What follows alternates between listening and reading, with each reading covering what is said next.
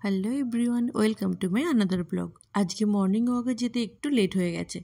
6:10-15 সময় আজকে বেরিয়েছিলাম। আর এই যে পৌঁছে গেছি আমাদের গন্তব্যস্থল, সেই পঞ্চমুখী মন্দিরেতে।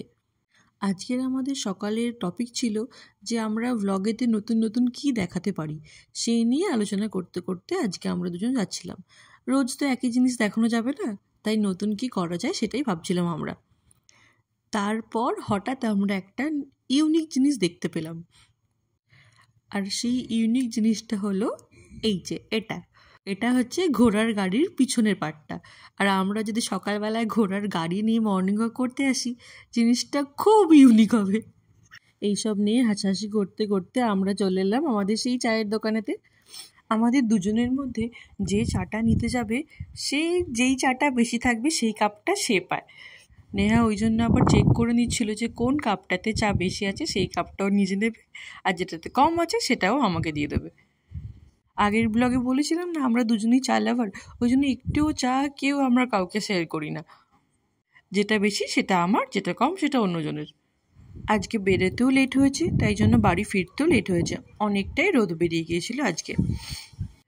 সেই আকাশটা গোল্ডেন কালার আর পাইনি, রোদের ঝলকানি পেয়েছিলাম আজকে। কালকে রাতে আমরা নেহাদের বাড়িতে ডিনার করেছিলাম, মাটন আর রাইস। আর মাটনটা আজকে অনেকটা রয়ে গিয়েছিল, ওই জন্য ওরা সকালবেলায় আমাকে মাটনটা দিয়ে দিয়েছিল, কারণ আজকে ওরা ননভেজ খাবে না। সেটাকে নিয়ে একবারে আমি বাড়ি আসছিলাম, নইলে আমাকে মাঝে আবার আনতে আসতে হতো। তাড়াহুড়োতে আর মাঝে কোনো ভিডিও ক্লিপ নেওয়া হয়নি। আজকে আমারও রান্না করতে অনেকটা লেট হয়ে গেছিলো। আজকে ওর জন্য টিফিনে করেছিলাম সোয়াবিনের ঝোল, রুটি, আর তার সাথে তো মাটন ছিলই, কিন্তু মাটনটা ও আর টিফিনে নিয়ে যায়নি। আমিই খেয়েছিলাম দুপুরে একা বেশ ভালোভাবে। প্রত্যেক দিন আমাদের একটা করে জলের ড্রাম নেওয়া হয়, আর সেটা আমাদের রুমের বাইরে রেখে যায়। আমি সেটা কোনো রকমের রুমের ভেতরে ঢুকিয়ে রাখি, কিন্তু সেটাকে আর তুলে উঁচুতে রাখতে পারি না। তাই ওর যেতে যতই লেট হয়ে যাক না কেন, জলটা ওকে কিচেনের স্ল্যাবেতে তুলে রেখে তারপরেই যেতে হয়। আর খালি ড্রামটাও মনে করে বাড়ির বাইরে রাখতে হয়, নইলে একবার যদি দাদা চলে যায় তাহলে জল দিতে কিন্তু আর আসবে না, আমাদেরকেই আবার গিয়ে নিয়ে আসতে হবে। আর বাইকে করে জল নিয়ে আসাটা একটু ডিফিকাল্ট আমার পক্ষে, আমি ধরে ঠিকঠাক বসতে পারি না। আর ওর একার পক্ষেও জলের ড্রামটাকে নিয়ে আসা সম্ভব নয়। ব্যাস, কর্তামশাই চলে গেল অফিস, এবার শুরু হয়ে গেল আমার বাড়ির কাজ। এমনিতে এই আমাদের রেন্টেড ফ্ল্যাটটা আমার খুব পছন্দের, কিন্তু যখনই এটাকে আমাকে পরিষ্কার করতে হয় তখন মনে হয় একটু বেশি বড় হয়ে গেছে। এক কামরার রুম হলে বেশ ভালো হতো, তাহলে এতটা অন্তত আমাকে পরিষ্কার করতে হতো না। কিন্তু একবার পরিষ্কার হয়ে গেলে ব্যাস, সারাদিন আর কোনো ঝামেলা নেই। সকালে 2 ঘন্টা ঘরের পিছনে দিয়ে দাও, তারপরে পুরো দিনটাই আমি খালি। আর সারাদিনের সমস্ত বাসন আমি একবারেই ভালোভাবে ধুয়ে নিই, যাতে আমি সারাদিন ওটাকে ইউজ করতে পারি খুব ভালোভাবে। আমি দেখেছি যেই দিনে আমি ঘর পরিষ্কার করি না, সেই দিনই আমার বাড়িতে পরের পর কেউ না কেউ আসতেই থাকে। ওই জন্য ওই রিস্কটা আর নিই না, এখন প্রত্যেক দিন সকালে ঘরটা গুছিয়ে নিই। এখানে জলের খুব সমস্যা, মাঝে মধ্যে 1-2 ঘন্টা করে জল থাকে না, তাই জন্য আমি বাইরে গামলিতে জল ভরে রাখি। যদি জল না থাকে তাহলে তো আমার কাজে লেগে যাবে, আর নইলেও ওই জলটাতে বাসন ধোয়া হয়ে যাবে। 11:30 বাজে এখন, বাইরে রোদ যেন দুপুর 2টো বাজে। এখানে মোটামুটি 11টার পর থেকেই একটা গরম হাওয়া চলতে শুরু হয়ে যায়, সেই জন্য 11টা বাজলেই আমি জানলা দরজা সব বন্ধ করে দিই। জানলা দরজা ভালো করে বন্ধ করে দিলে কিন্তু ঘরের ভেতরটা বেশ ভালোই ঠান্ডা থাকে, অতটা আর কোনো অসুবিধা হয় না।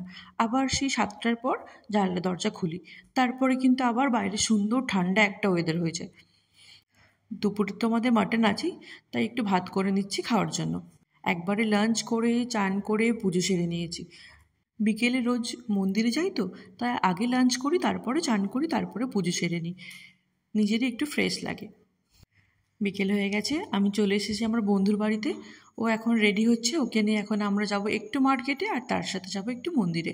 আমাদের কলোনির ভেতরেতেই একটা মন্দির আছে, সেখানে আগে গিয়েছিলাম, তারপরে আমরা যাব মার্কেটের মধ্যে আর একটা মন্দিরে। আমাদের বাড়ির ওখানে থেকে এখানের মন্দিরগুলো কিন্তু একটু আলাদা। মন্দিরের মধ্যে বসার জায়গা আছে, তুমি তোমার কাছের বন্ধু বান্ধবদের নিয়ে যাও, বসো, গল্প করো, বেশ ভালো লাগে এখানে বেশ। আর সব সময় মাইকেতে বাজছে হালকা করে ঠাকুরের গান, যে কোনো মন্দিরে এটা কমন। মন্দিরেতে সুন্দর গান বাজলে মন্দিরটা ওয়েদারটাই যেন চেঞ্জ হয়ে যায়। এখানকার মন্দিরগুলোতে আমাকে সবথেকে যেটা বেশি ভালো লেগেছে সেটা হচ্ছে কেউ তোমাকে তার নিয়মটা তোমার ওপর চাপিয়ে দেবে না, তুমি তোমার মতো করে পুজো করো।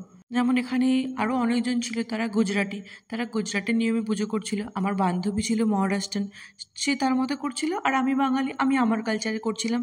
কিন্তু এটা দেখে কেউ বলেনি তুমি এটা করো না, তুমি ওটা করো না, এইভাবে করো, এইভাবে করো, এইভাবে কিন্তু কেউ বলে না। আর এই জন্যই আমার এখন মন্দিরে যেতে এত বেশি ভালো লাগে। মন্দিরে পুজো হয়ে গেছে আমাদের দুজনেরই, এখন আমরা যাচ্ছি ফুচকা খেতে। এখানের ফুচকা আর আমার বাড়ির ওখানে ফুচকার মধ্যে আকাশ পাতাল পার্থক্য, আর অবভিয়াসলি কলকাতার ফুচকা ইজ বেস্ট।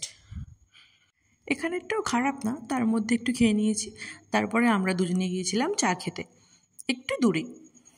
আমরা কিন্তু সব দোকানে চা খাই না, একবার দুবার বেরিয়েছিলাম, মোটামুটি প্রায় অনেক দোকানেই চা খেয়ে দেখে নিয়েছি। তারপরে যেখানে যেখানে ভালো লাগে আমরা সেই দোকানগুলোতেই শুধু চা খেতে যাই। আজকের মতো আমাদের বাইরে ঘোরা হয়ে গেছে, এবারে আমরা যাচ্ছি যে যার বাড়িতে। রাতের ডিনারে ছিল ডাল, ডিম ভাজা, সয়াবিনের ঝোল, আর তার সাথে ছিল গরম গরম ভাত। আমি চেষ্টা করি রাতে একটু কিচেনটা ক্লিন করে রাখার, কারণ সকালে উঠেই তো আবার রান্না করতে হবে, আর পরিষ্কার কিচেন থাকলে সেখানে গিয়ে রান্না করতেও ভালো লাগে। যখনই দেখবো কিচেনটা নোংরা হয়ে আছে তখনই যেন আর রান্না করতে ভালো লাগে না, তাই আমি রাতেই শোয়ার আগে কিচেনটা পরিষ্কার করে নিই। তাহলে আজকের মতো এখানেই টাটা, দেখা হবে পরের আরেকটি ভিডিওতে। Please subscribe my channel, like and comment this video. Thank you. Tata.